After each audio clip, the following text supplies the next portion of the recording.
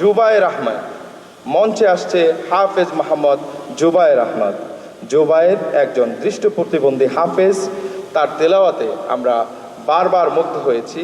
হাফেজ জুবায়ের বাইতুল কুরআন আল ইসলামিয়া মাদ্রাসা ব্যাপারীপাড়া ব্রাহ্মণবাড়িয়া সদরের স্টুডেন্ট।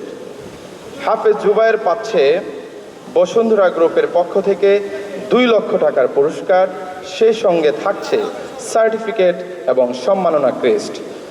সম্মাননা ক্রেস্ট তুলে দিচ্ছেন সম্মানিত অতিথিবৃন্দ।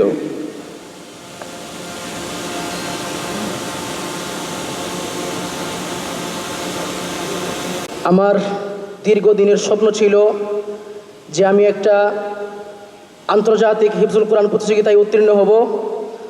আল্লাহ পাক আজকে আমার সেই আশাকে পূর্ণ করেছেন।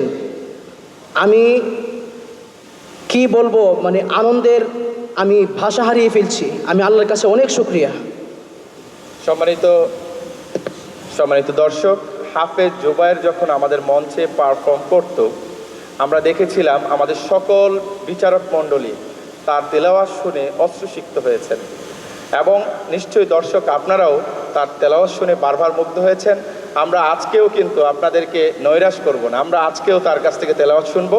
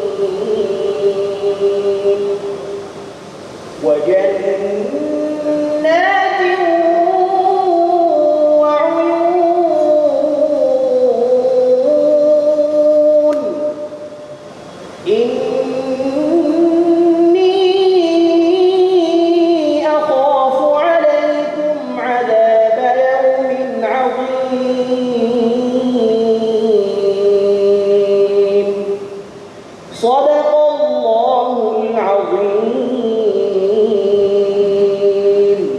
السلام عليكم ورحمة الله وبركاته.